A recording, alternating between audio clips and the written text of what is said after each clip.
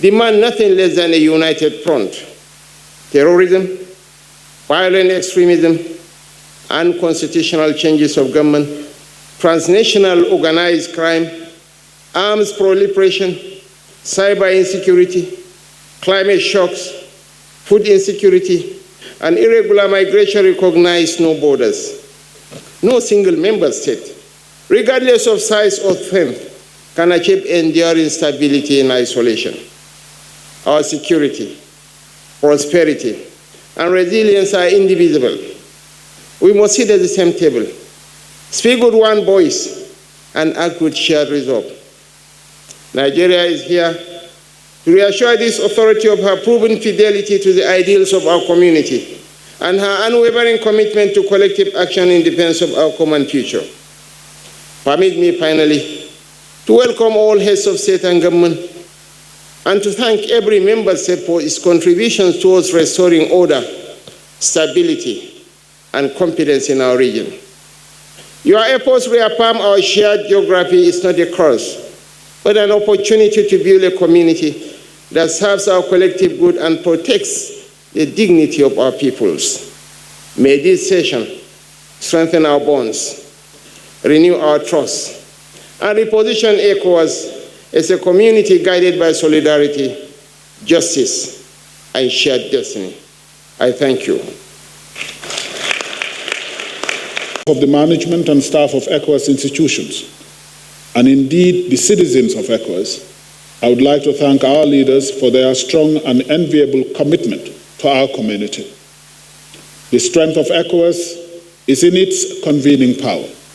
For 5 decades, the ECOWAS Authority of Heads of State and Government meet consistently, at least twice annually in ordinary sessions, to deliberate and take decisions on matters affecting the integration, peace, and development of our community.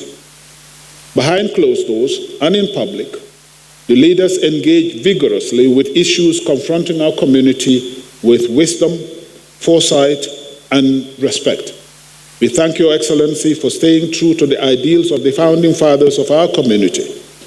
Let me commend our dear Chair of Authority, His Excellency Julius Maada Bio, for sustaining this legacy, especially at this difficult time in the evolution of our region. The unwavering commitment of the Chair and attention to community matters are highly commendable. We thank Your Excellency and your able team, led by His Excellency Musa Timothy Kaba, your Minister of Foreign Affairs, and Chair of both Council of Ministers and Mediation and Security Council at ministerial level. Your Excellencies, please allow me at this juncture to also recognize our partners for their consistency in supporting the agenda of the community.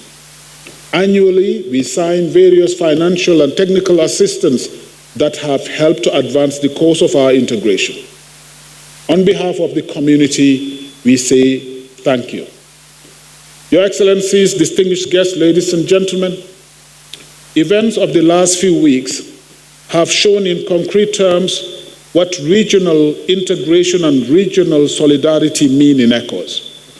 First, it was in Guinea-Bissau, where peaceful and transparent elections were torpedoed by military intervention. The regional response has been measured but firm, and the swift action of our heads of state shows their commitment to democratic values and stability in the region. Then came the unfortunate attempted coup in the Republic of Benin, which met with a swift and resolute action of ECOWAS led by the Federal Republic of Nigeria. On the 7th of December, ECOWAS deployed both moral and military might to secure democracy in Benin and by extension in the region. The Chair of Authority, President Julius Maada Bio, in coordination with his peers, President Bola Ahmed Tinubu, President John Mahama, and President Alassane Ouattara, as the commanders-in-chief of their armed forces, led their Republican armed forces to join the Republican armed forces of Benin to thwart the attempted coup. May I invite Your Excellencies to recognize this feat with your applause.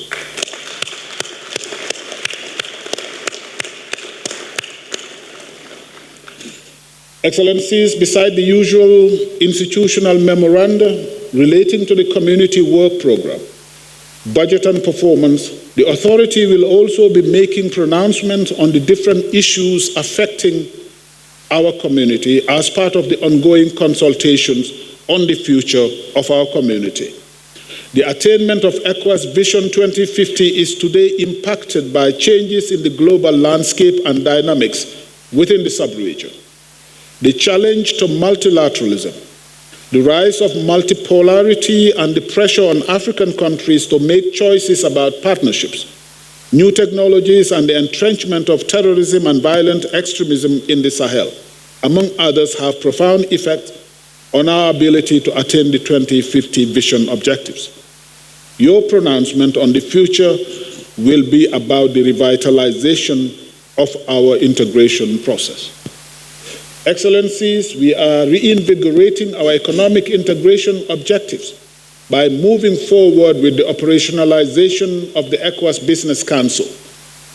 His Excellency Alhaji Aliko Dangote has gracefully accepted our invitation to serve as the pioneer chairperson of the ECOWAS Business Council, giving his vast experience in doing business within our community and across Africa.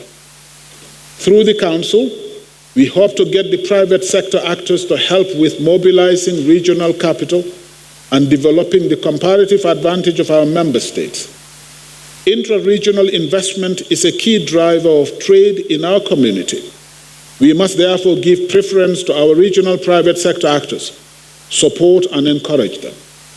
The ECOWAS Business Council will facilitate dialogue and partnership between the private sector and governments, with the facilitation of ECOWAS institutions. Excellencies, already we have seen the orientation from our member states.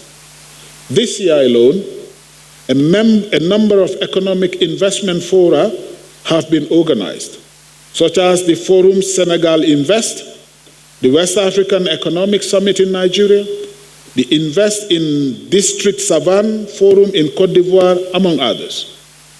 The chair of authority has also directed the Commission to work on organizing a West African Economic Investment Summit. Hopefully, in the nearest future, we will be having our own Davos Summit-like platforms for our community, where regional economic investment will be coordinated and progress regularly monitored. Excellencies, the future is bright for our sub-region, despite today's challenges. We need all hands on deck to make our integration work, to secure our region, and promote prosperity for all. I thank you for your kind attention. Of regional history converge with the demand of our time. This 68th ordinary session is a defining moment for ECOWAS, a turning point for the future of over 400 million West Africans. 50 years ago, our founding fathers imagined a community anchored in solidarity, cooperation, and collective progress. As we mark this golden Jubilee, we are called to renew that vision with clarity, courage, and above all, unity. I wish to express my profound appreciation at this juncture to His Excellency President Bola Ahmed Tinubu, his government, and the people of the Federal Republic of Nigeria for hosting us with warmth and for Nigeria's enduring leadership within our region. I also recognize their excellencies, Mr. Mahmoud Ali Yusuf and Dr. Leonardo Santos Simao, for their steadfast partnership and shared commitment to peace and stability in West Africa and the Sahel. Our community's 50th anniversary is not only a celebration of our journey, It is also a tribute to the resilience of our citizens, the traders who build regional commerce, the farmers who fed nations through hardship, the women who held community together, and the young people whose courage and creativity continue to define our future. I assumed the chairmanship of the ECOWAS Authority with humility and determination, committed to advancing an ECOWAS that protects the dignity, security, and prosperity of all its citizens. This session is therefore an opportunity to take stock of where we are, confront the realities before us, and chart a future for the next 50 years, a future worthy of hope of our people. West Africa faces some of the most complex and evolving threats in its history. Terrorism, violent extremism, organized crime, and communal conflicts continue to destabilize communities and undermine development. The situation in the Sahel remains particularly grave. Instability in one nation is instability for all. No border can insulate us from violence or fragmentation.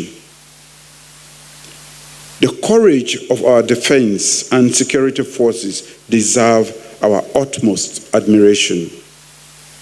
Yet, terrorist networks continue to exploit fragility and attempt to expand their influence. Our response must therefore be united and uncompromising. Security is not only a military obligation, it is a human imperative, essential for protecting families, livelihoods, and the dignity of our citizens. We must strengthen collective action, integrated intelligence systems, coordinated border operations, and the operationalization of ECOWAS standby force for counter-terrorism. Our ministers of finance and defense are advancing modalities for sustainable financing and preparing to raise a 1,650 personnel counterterrorism brigade by the end of 2026. But we must also pair security with governance, education, job creation, and community resilience. It is only through such holistic approaches that we can dismantle extremism at its roots. The architects of ECOWAS understood that democracy is inseparable from peace, justice, and development. Today, that democratic order is being tested. The resurgence of unconstitutional changes of government threaten our regional stability, undermines our citizens' rights, and weakens our collective future. The instability in Guinea-Bissau and the attempted coup d'etat in Benin remind us that democracy requires constant vigilance and principled action. On behalf of this authority, I strongly condemn the unconstitutional change of government in Guinea-Bissau and the attempt to subvert the constitutional order in Benin. I commend the rapid mobilization of ECOWAS troops and air assets, with Nigeria taking the lead to safeguard constitutional order in Benin.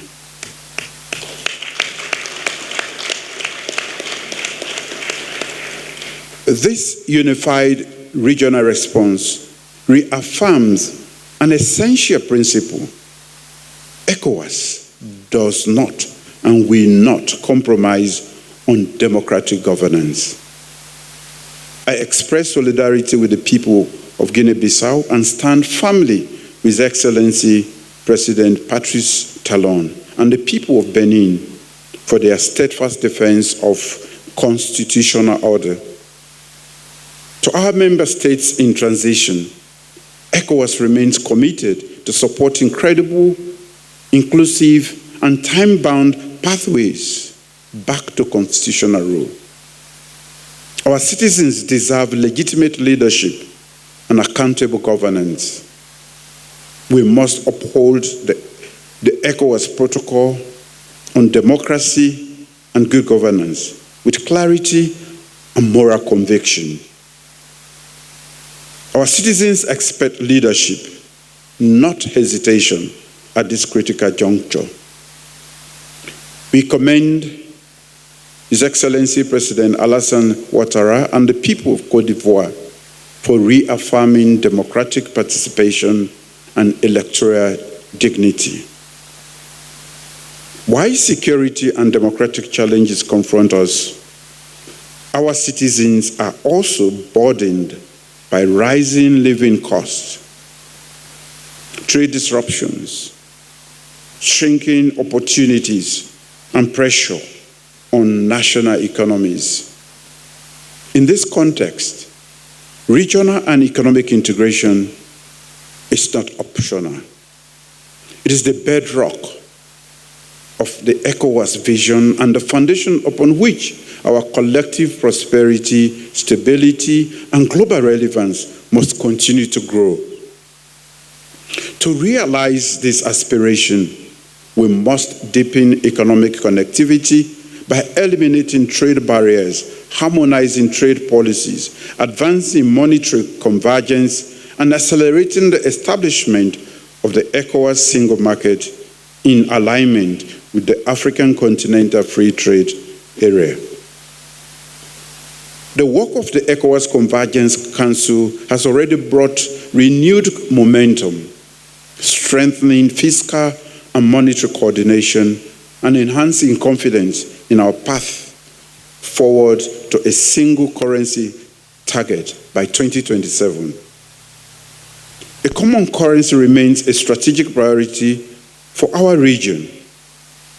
When achieved, it will be a transformative tool, expanding trade, reducing transaction barriers, promoting macroeconomic stability, and strengthening the competitiveness of millions of enterprises across West Africa. It is essential that we continue deepening the ECOWAS trade liberalization scheme, ensuring that our markets function with the openness and efficiency required to unlock shared growth. Yet, integration is not driven by policy alone. A truly connected region must also build the physical and digital arteries that bind our nations and communities together. Strengthening strategic cross-border infrastructure, including railways, road networks, energy grids, such as the West African Power Pool, telecommunication systems, and key transport corridors, is essential to facilitating the seamless movement of people, goods, and services. These investments, though ambitious, are catalytic. They will unlock new economic opportunities, connect isolated communities, and raise living standards across our region. As Africa moves boldly towards continental integration, our role within the AFCFTA must become more strategic. West Africa must be a driver, not a passenger, in Africa's economic renaissance. And at the center of this transformation must be the youth of our region, innovative, resilient, and resourceful. They are not only participants in our development journey, they are the authors of the ECOWAS story for the next 50 years. Regional integration must be more than a long-term aspiration. It must translate into real and measurable benefits for our citizens. It is in this spirit that I highlight a transformative development reflecting our renewed commitment to making mobility, opportunity, and inclusion truly accessible to all. Beginning 1 January 2026, our community will implement a landmark measure to reduce the cost of air travel across West Africa. Under this agreement, member states will abolish air transport taxes and reduce passenger and security charges by 25%.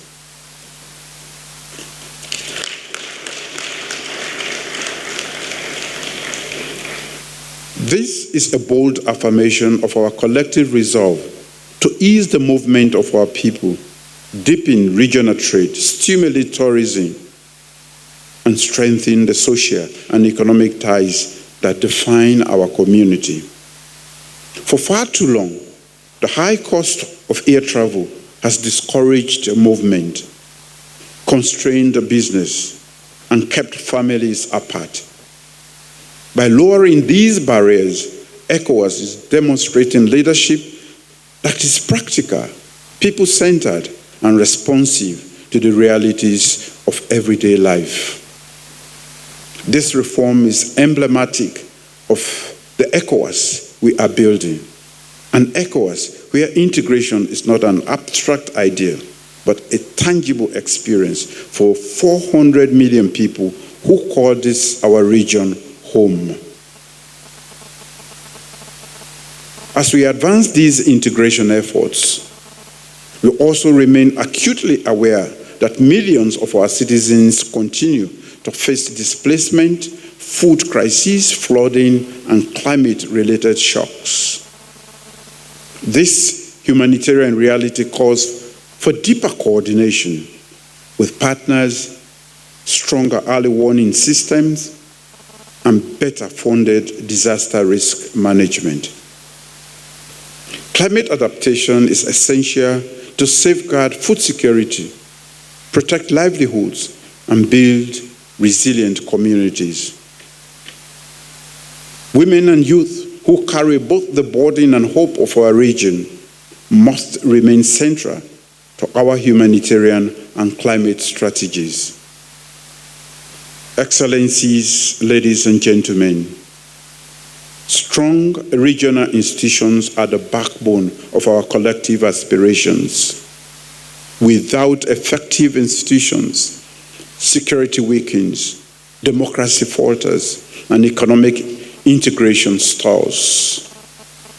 Our reform agenda must therefore prioritize efficiency, transparency, accountability, and measurable impacts across all ECOWAS institutions. Financial sustainability is essential. I urge all member states to honor their statutory obligations to ensure the continued effectiveness and credibility of our community. Our institutions must be equipped not only to make decisions, but to implement them consistently, effectively, and in the interest of our people. Excellencies, distinguished ladies and gentlemen, the challenge before us all is great. But so too is the strength of our people, and so is the promise of our community. Our unity is not optional. It is our greatest asset. History teaches that when ECOWAS acts together, we act effectively. At this crossroads, our citizens look to us for principled leadership, clarity of purpose, and the courage to shape the next 50 years of regional progress. Let us therefore approach the 68th ordinary session with renewed conviction and a shared commitment to building a peaceful, secure, and prosperous West Africa.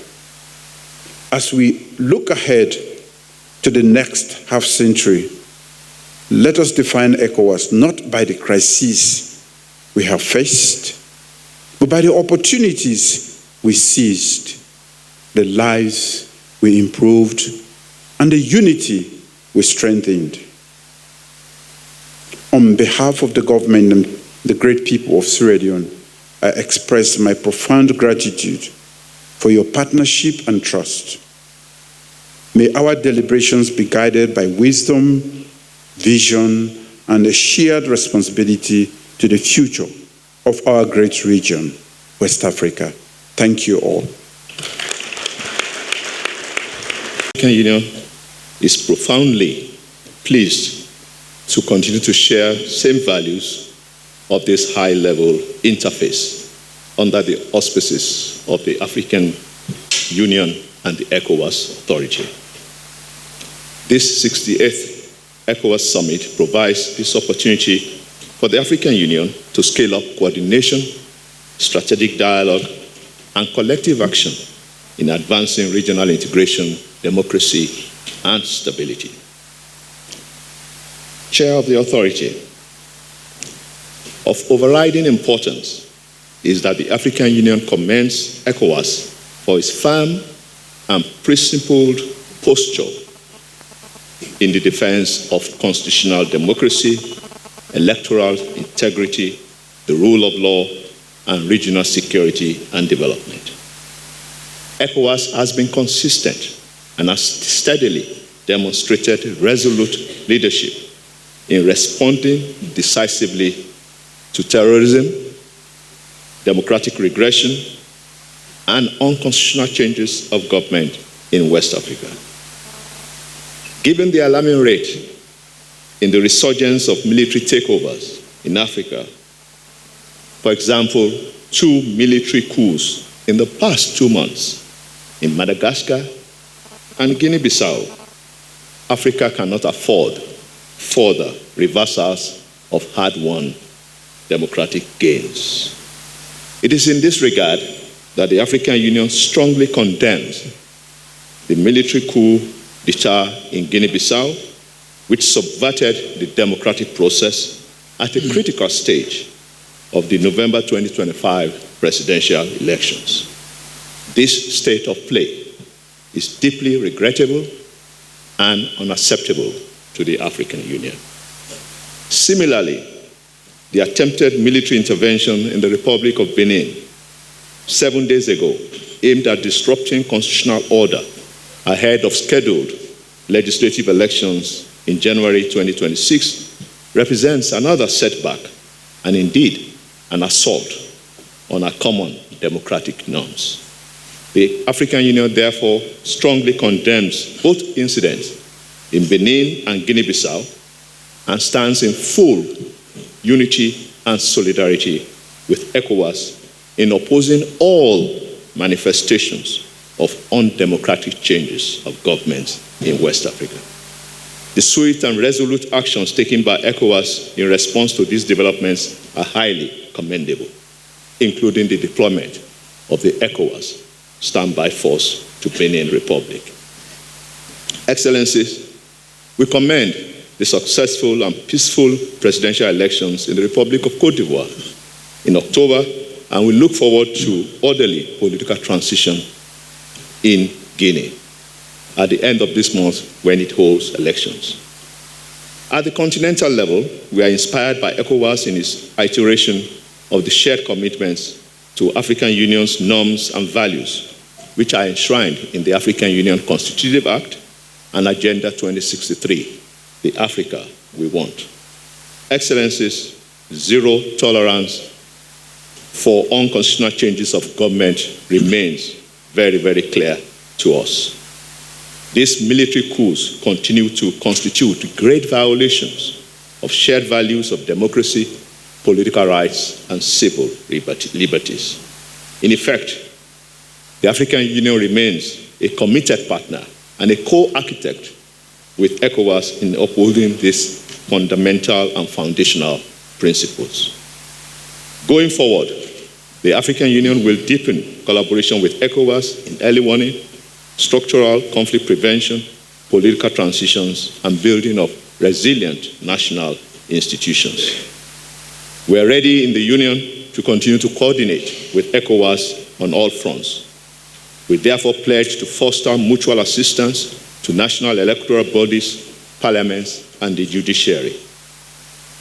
In conclusion, Excellencies, ECOWAS region for us must remain a community, an axis of the symmetry for inclusive democracy, of durable peace, and of shared prosperity. In the African Union, we stand firm with ECOWAS on all fronts, as I've stated, because it is credible and it serves us to continue to promote the dynamic force of the continent at the global stage. I thank you. Guinea-Bissau also held peaceful presidential and legislative elections on 23rd November. However, this process was not completed due to the military coup on 26 November, to which you responded promptly by convening an extraordinary session on the situation in Guinea-Bissau. 1 week ago, we witnessed a new attempt to overthrow a democratically elected government in Benin. Thanks to ECOWAS's decisive action, this attempt was thwarted. The United Nations strongly condemns this attempt to seize power by force, which constitutes a serious threat to the stability of the country and the region, and a violation of fundamental principles of the Constitution and the rule of law. The United Nations commends the ECOWAS Authority of Heads of State for its leadership in efforts to ensure peace, stability, and development in member states, particularly through respect for the constitutional order and the strengthening of democracy. Excellencies, ladies and gentlemen, insecurity remains a major challenge for the peace and security of the sub-region. Terrorist attacks in the region continue to cause a growing number of victims using increasingly sophisticated means. We need to anchor electoral processes and all political processes on consensus and inclusiveness, with the full participation of women, youth, and all marginalized groups. This can significantly contribute to prevent conflicts and address some of the peace and security challenges in our region. It is also important to increase efforts to address the root causes of conflict and insecurity in the sub-region. These efforts could include the provision of basic social needs, health, education, and infrastructure, effective and accountable justice and security services, through transparent governance and the rule of law, to provide an environment for citizens and businesses to thrive. I also wish to stress the need to adopt a holistic approach in tackling terrorism by combining kinetic and non-kinetic approaches, enhancing cross-border and inter-regional cooperation, and acting against transnational and organized crime are crucial in this regard. Excellencies, ladies and gentlemen, I reaffirm UNOWAS's commitment in particular, and that of the United Nations in general, to continue working closely with ECOWAS to strengthen our partnership and jointly contribute to achieving the aspirations of the peoples of the sub-region for peace, security, and development. I wish you a fruitful deliberation, and I thank you for your kind attention. End of quote. Thank you.